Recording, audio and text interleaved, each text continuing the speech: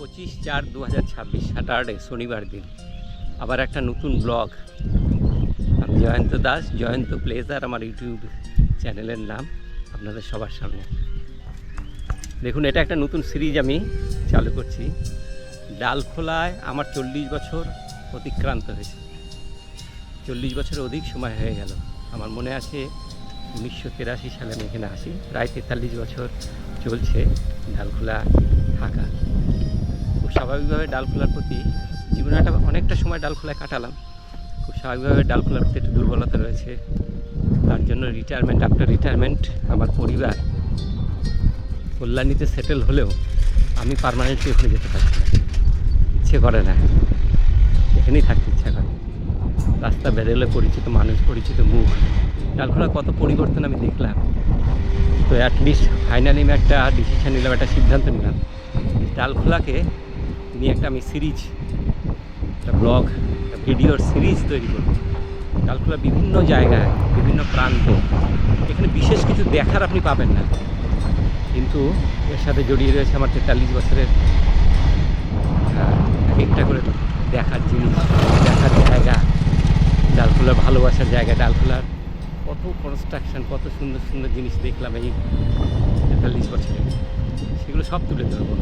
In fact দেখুন, একটা মানে বয়স যখন ম্যাচিউরিট হয়েছে সেই সময় আসা, তো এই জন্য আমার বিশ্লেষণটা একটু অন্যরকম হবে। একদম ছোটোর থেকে যারা থাকে তাদের আলাদা ব্যাপার, কিন্তু আমি 22 বছর যখন বয়স আমার মনে আছে তখন আমি এখানে আসি। আর আজকে 65 বছর বয়স, এই 43 বছর ডালখোলায়। ওই দূরে দেখুন একটা ট্রেন যাচ্ছে না, এটা ব্রডগেজ লাইন। আগে এখানে মিটার গেজ ছিল, এই আমি যেখানে দাঁড়িয়ে আছি এই জায়গাটাতে মিটার গেজ লাইন ছিল। মিটার গেজ লাইনটা উঠে যায়। তো আমার এই সিরিজের প্রথম শুরু হচ্ছে কাটনাকালী মন্দির। ডালখোলার একটা প্রসিদ্ধ স্থান কাটনাকালী বাড়ি। এই কালীবাড়ি, এখানে একটা মন্দির রয়েছে। ডালখোলা যারা দীর্ঘদিনের বাসিন্দা, তাদের স্মৃতি জড়িয়ে রয়েছে এখানে, তাদের ভালোবাসার জায়গাটা, তাদের শ্রদ্ধার সবথেকে বড় যেহেতু মন্দির থেকে দিলে সেটা হচ্ছে কাটনাকালী মন্দির। আর সেই মন্দির দিয়েই সকালে খোকন ফোন করলো, দাদা কাটনাকালী যাবেন নাকি? অনেক দিন ধরে মাথার মধ্যে একটা পরিকল্পনা ঘোরাঘুরি করছিল যে ডালখোলাকে নিয়ে একটা সিরিজ, অর্থাৎ ডালখোলা কি আছে কি নাই, ডালখোলা মানুষজন কেমন, কীভাবে ডালখোলা ধীরে ধীরে ডেভেলপমেন্ট হচ্ছে, এসব কিছু নিয়ে একটা সিরিজ তৈরির আমার একটা পরিকল্পনা ছিল। তো খোকন বলার সাথে সাথে আমি বিষয়টা অ্যাকসেপ্ট করে নিই এবং সিদ্ধান্ত নিলাম আজকের এই ভ্রমণ থেকে, অর্থাৎ আজকের এই যাত্রা থেকে, আজকের এই পর্যবেক্ষণ থেকেই শুরু হোক আমার ডালখোলা সিরিজের প্রথম ভিডিও। এই পবিত্র কাজে তার জন্য আমি বেছে নিয়েছি একটা পবিত্র স্থান, ডালখোলার কাটনাকালী মন্দির। মন্দিরটা আমার বাড়ির থেকে 3 কিলোমিটার আনুমানিক দূরত্ব হবে। বহু ঈশ্বরে বিশ্বাস রাখা মানুষ, ঈশ্বরের প্রতি যাদের আস্থা আছে, এমন মানুষরা বাড়িতে যেমন পুজো আচ্চা দেন, তখন তেমনই বিশেষ বিশেষ দিনগুলিতে তাদের একটু ইচ্ছা হয় আশেপাশে কোনো মন্দিরে পুজো আচ্চা দেওয়ার। আর সেই ক্ষেত্রে ডালখোলার এই কাটনাকালী মন্দির সবথেকে উত্তম জায়গা। এখানে আসার পর এখানকার পরিবেশও আপনার খুব ভালো লাগবে। মন্দিরের পরিবেশটাও খুব সুন্দর করে তৈরি করা হয়েছে। প্রকৃতি এখানে এখনও বাধা পাননি, অর্থাৎ ইট, বালি, পাথর, সিমেন্টের, কংক্রিটে প্রকৃতির সৌন্দর্য কিন্তু নষ্ট করতে পারিনি। কারণ দীর্ঘদিন ধরে আমি এই মন্দিরটাকে দেখছি বা এই জায়গাটাকে দেখছি, অথচ এখনও কিন্তু তেমন কোনো ডেভেলপমেন্ট বা উন্নতি ধরা পড়েনি এখানে। তার পিছনে কারণ আছে। কারণ মন্দিরটি যে জায়গায় অবস্থিত, এই যে আমি যে যাচ্ছি না, আমি কিন্তু এখন বিহার দিয়ে যাচ্ছি। একটা জিনিস আপনাদের বলে দিই ঘটনাচক্রে, অর্থাৎ এই ঘটনার সাথে এটা আপনাদের জেনে রাখার জন্যই বলছি। ডালখোলা হচ্ছে বিহার অ্যাটাচড, বিহারের সাথে সংযুক্ত একটা শহর। ইভিন কি ডালখোলা কোনো একটা সময় বিহারের সাথেই ছিল। পরবর্তীকালে এটা 1965 সালটার এরকম হবে, 65-67 সাল জমির রেকর্ড দেখে বোঝা যায়।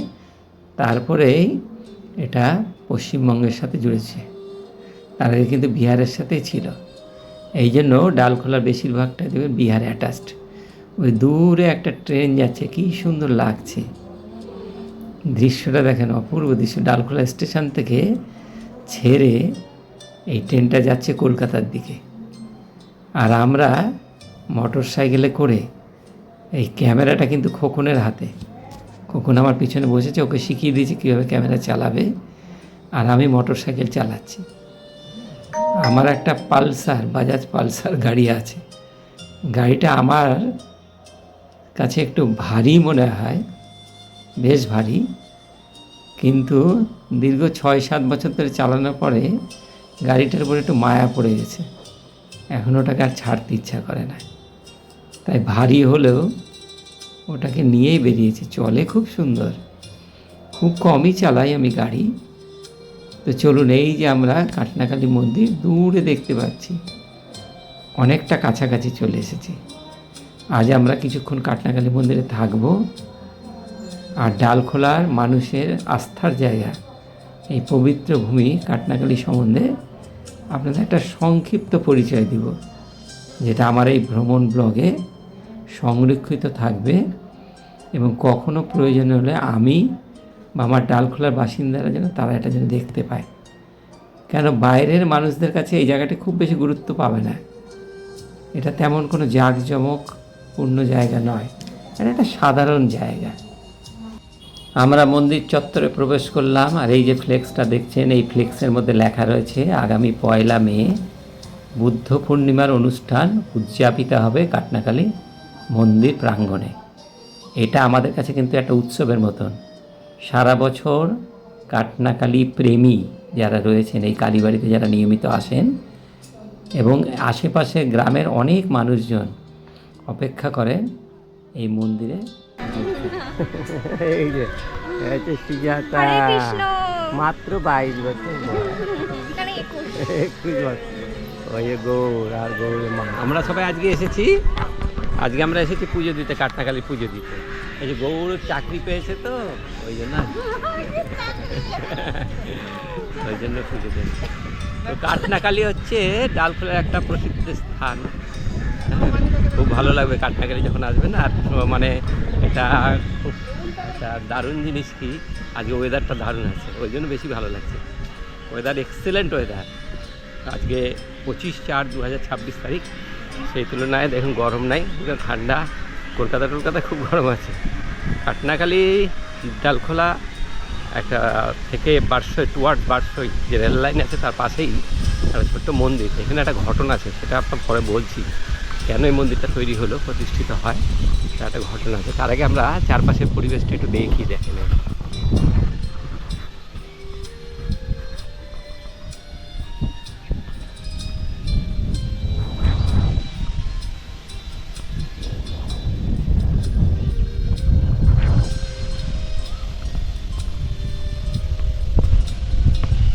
খুব সুন্দর লাগবে এখানে আসলে। এখানে এই যে দেখো, এইটা মিটার গেজ লাইন ছিল, এখানে মিটার গেজ লাইনটা তুলে দিই, এখানে তো ব্রড গেজ আছে, ওই লাইনটা ওখানে চলে গেছে। আচ্ছা, বিরাট প্যান্ডেল বানানো হয়েছে, বিরাট আয়োজন হবে পূজার। আর ওই যে বট গাছটা আপনাদের দেখাচ্ছি, বট গাছটা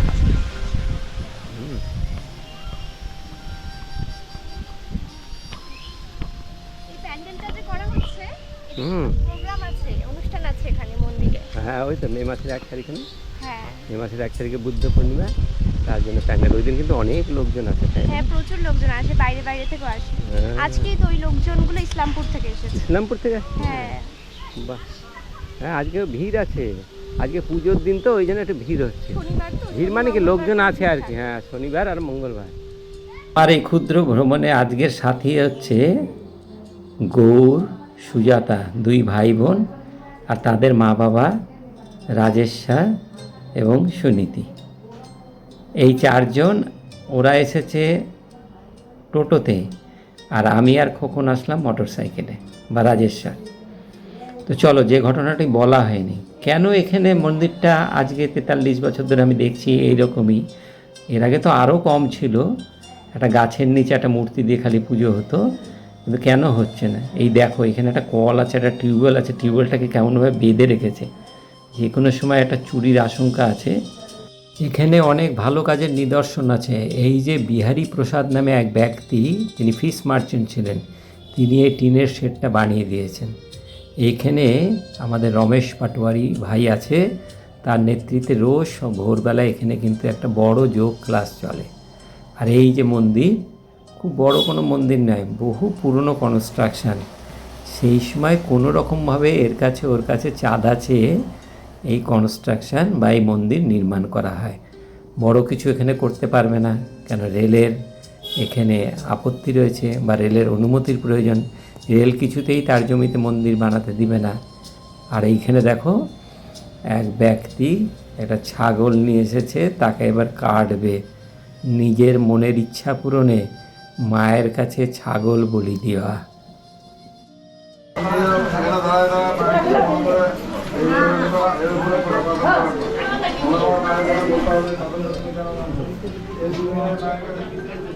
সেই বলি প্রথায় মা যে কতটা দুঃখ পান, এটা কিন্তু কেউ অনুমান করতে পারেনি। আমরা কি করছি দেখো, নিজেদের কোনো ইচ্ছা পূরণে, হয়তো কোনো একটা মানত করেছি, সেই উদ্দেশ্যে এই মায়ের কাছে একটা পাঠা বলি দেওয়ার সংকল্প করেছি। এগুলো কিন্তু একদমই সঠিক নয়। তুমি তোমার ইচ্ছা পূরণে একটা অবলা জীব, তুমি তোমার হাতের একটা আঙুল কাটো তো কেমন লাগে দেখবে। আর সেখানে একটা জীবের এরকম, তাও মন্দির চত্বরে নিয়ে এসে খোলা জায়গায়, আশেপাশে কত ছোটো ছেলেমেয়েরা রয়েছে, তাদের কাছে কি মেসেজ যাবে?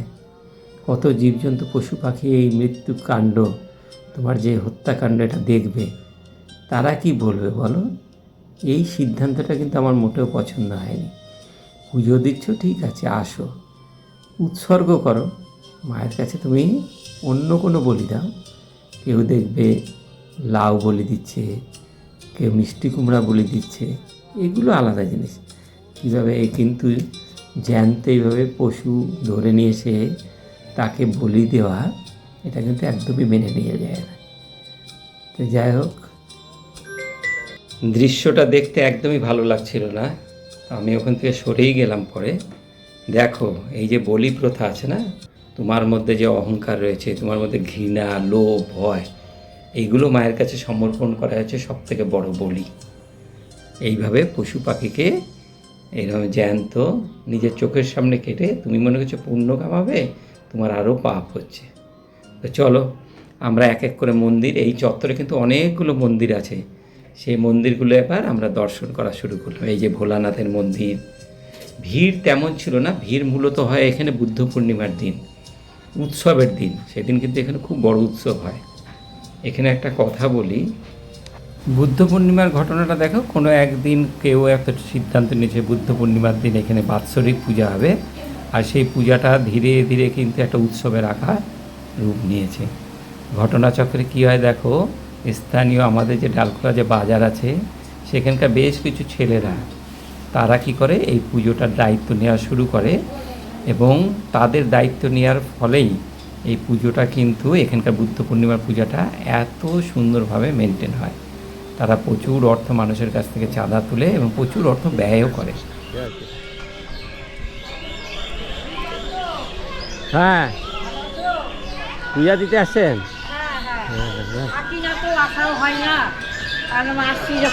না না, ভালো পূজা দিয়েই যাই। ভালো, আজকে দিনটা খুব সুন্দর, জয়ও আসছে। জয়ও ভোট দিয়ে আসছে আমাদের নিচে, কাল চলে যাবো। আপনি এখন কোথায় থাকেন? ওর কাছেই থাকি, আমার তো একা রাখে না। না, কোন জায়গায় যেন? বালুরঘাট। বালুরঘাট। ও এখন বালুরঘাট আছে তো? 4 বছর হয়ে গেল। কোন জায়গায় বালুরঘাটে? এই মন্দির চত্বরে কিন্তু অনেকগুলো মন্দির আছে, তোমার এখানে কিন্তু বেশ সময় কেটে যাবে। সময় কেটে যাবে মন্দির দেখে নয়, শুধু মন্দির দেখে নয়, আশেপাশের দৃশ্য, আশেপাশের যে সবুজায়ন রয়েছে, সবুজ দৃশ্য, মাঠ ঘাট, মাকই মানে ভুট্টার গাছ, এসব দেখেই কিন্তু তোমার সময় কেটে যাবে। আর তারপরে তো মানুষজনে যে পুজো আচ্চা দিচ্ছে, তাদের গতিবিধি একটু খেয়াল করবে, খুব ভালো লাগবে। এখানে পরিবেশটা খুব সুন্দর। দেখো এইখানে ওই যে বললাম বুদ্ধ পূর্ণিমা কমিটি যারা এখানে প্রচুর টাকা চাঁদা তুলে পুজো আর্চা করে, তারা কিন্তু ধীরে ধীরে এই জায়গাটা ডেভেলপমেন্টের চেষ্টা করছে। এই যে সিঁড়িগুলো বানিয়েছে মনে হয় তারাই বানিয়েছে, মানুষ যাতে উপর থেকে সহজে নামতে পারে, উঠতে পারে, বৃদ্ধ মানুষরা, তার জন্য এই ব্যবস্থা। তো এগুলো খুব ভালো, কিন্তু বড় ধরনের কোনো পরিবর্তন কিন্তু এখানে করতে পারবে না, তার কিছু রেস্ট্রিকশান আছে। আগেই বলেছি রেল দপ্তরের জায়গাটা। আর এই যে আমি এখন সিঁড়ি দিয়ে উপরে যে উঠে আসলাম না, এই যে এখান থেকে ওই দেখো ব্রডগেজ লাইনটা, ওই যে দূরে দেখা যাচ্ছে ব্রডগেজ লাইন, আর আমি দাঁড়িয়ে আছি এখন মিটার গেজ লাইনের উপর। একটা সময় কিন্তু এখানে মিটার গেজ লাইন ছিল, এখন সেটাকে তুলে ফেলা হয়েছে। আর এই যে দেখছো বট গাছটা, এরই একটা ইতিহাসে কিন্তু এখানে ওই মন্দিরটা স্থাপন হয়েছে। ইতিহাসটা একটু বলি, সবাই শোনো। সম্ভবত 1978-79 সাল হবে, তখন মিটার গেজ লাইনটা এখানে চালু ছিল। এই লাইন দিয়ে তখন জিএল এক্সপ্রেস, এটি মেল অর্থাৎ আসাম তিনসুকিয়া এই রকম একটা ট্রেন, গুয়াহাটি লখনৌ, এই সমস্ত মিটার গেজে কিন্তু এক্সপ্রেস ট্রেনগুলো চলতো। এই ট্রেনে কোনো একটা দিন মাথার উপর, ট্রেনে তো তখন প্রচণ্ড ভিড়, ট্রেনের ছাদে বহু লোক বসেছিল। এই যে তারা এই বট গাছে অসাবধানতার কারণে বট গাছের ডালে আঘাত লেগে আনুমানিক প্রায় 35 থেকে 40 জনের এইখানে মৃত্যু হয়। ওই যে দূরে দেখছো না, ওই যে দূরে যেটা আমি হাত দিয়ে দেখাচ্ছি, ওইটা হচ্ছে ওই ব্রডগেজ লাইনটাই আমি দেখাচ্ছি। আর এই দেখো মিটার গেজ লাইনটা এখন পায়ে হাঁটা রাস্তা হয়ে গেছে, পুরো লাইনটা তুলে ফেলা হয়েছে। তো এইখানে কি হয়, ওই বট গাছের ডালটা লেগে, আঘাত লেগে প্রচুর মানুষ গাড়ির উপর থেকে পড়ে যায় এবং 35 থেকে 40 জন মানুষের মৃত্যু হয়। এটা সবার কাছে কিন্তু একটা শোকের ব্যাপার ছিল, সবাই খুব শোকাহত হয়। বিশেষ করে যে সমস্ত লাইনম্যান যারা ছিল, যারা রেলে রক্ষণাবেক্ষণ করতো, তারা খুব আঘাতপ্রাপ্ত হয়। তখন তারা ভগবানকে তুষ্ট করার জন্য সিদ্ধান্ত নেয় যে এইখানে এই বটগাছের নিচে তারা একটা কালী পুজো করবে। আর সেইখান থেকেই শুরু হয়ে গেল কাটনা, অর্থাৎ যারা কাটা পড়েছে তাদের উদ্দেশ্যে এই কাটনা কালী পুজো, এবং এটা তখন থেকে কাটনা কালীবাড়ি নামে পরিচিত হলো মানুষের কাছে। মানুষ তো দেখো ঈশ্বরের কাছে হাত পা বাঁধা, তার ইচ্ছার বিরুদ্ধে তো কিছু করতে পারে না। সেদিনের সেই ঘটনায় কত মানুষের মৃত্যুতে সবাই খুব শোকাহত হয়েছে ঠিকই, কিন্তু তারা ঈশ্বরের প্রতি তারা সমর্পণের ভাব নিয়ে তারপরে এই কাজগুলো তারা করেছে। আমার এখনও মনে আছে 1983 সালে আমি যখন ডালখোলায় আসি, তখন আমার যে বড় ভগ্নিপতি ছিল, সে ছিল মিটার গেজ লাইনে পিডব্লিউই ইঞ্জিনিয়ার। তার একটা ট্রলি ছিল, সেই ট্রলিতে করে সে যখন লাইন ইন্সপেকশন করতে আসতো, তখন কোনো দিন সে আমাকে সাথে নিয়ে যেত। আর তখনই আমি দেখেছিলাম এই কাটনাকালী, আর তখনই শোনা সেই কাটনাকালী বাড়ির গল্প, সেই ঘটনা আমার তার কাছেই শোনা। সে আজ আর ওই পৃথিবীতে নেই, কিন্তু যখনই আমি এই লাইনের পাশ দিয়ে যাই, যখন এই ট্রেনের আওয়াজ আমার কানে আসে, যখন প্ল্যাটফর্মের উপর দিয়ে আমি চলাফেরা করি, তখন সেই পুরনো দিনের স্মৃতি আমার চোখের সামনে ভেসে ওঠে। আজও আমার তার কথা মনে পড়ে, আমার বড় ভগ্নির কথা। সে অনেক দিন হলো আমাদের ছেড়ে চলে গেছে। যাই হোক, অবশেষে আমরা আমাদের ভ্রমণের সবথেকে সুন্দর যে পার্টটা, যে জায়গাটাতে আমরা বসে কিছুক্ষণ আমরা রেস্ট নিলাম, এবং এখানে বসতে তোমার এত সুন্দর লাগবে। এই পাড়গুলো বাঁধিয়েছে এবং এগুলো বাঁধানো হয়েছে মানুষের অর্থে, কিন্তু এখানে কোনো সরকারি অর্থ নেই। বিভিন্ন জায়গায় মানুষ সহযোগিতার হাত বাড়িয়ে এই কাজগুলোকে করার একটা উদ্যোগ নিয়েছে। আর আমাদের এই ডালখোলার ওই বাজারের ওই ছেলেগুলো আমি দেখছি, তো এরা শেষ কয়েক বছর ধরে, অর্থাৎ লাস্ট আমার মনে হয় প্রায় 15 বছর ধরে, এরা যেদিন থেকে বুদ্ধ পূর্ণিমার এই দায়িত্ব নিয়েছে সেদিন থেকে এর আকারও বৃদ্ধি পেয়েছে, এ খুব জমজমাট হয়েছে, চারিদিকে প্রচার প্রসার হয়েছে। আর এই বিরাট যে প্যান্ডেল বানানো হয়েছে, এসব খরচ খরচা সব তারা তুলছে।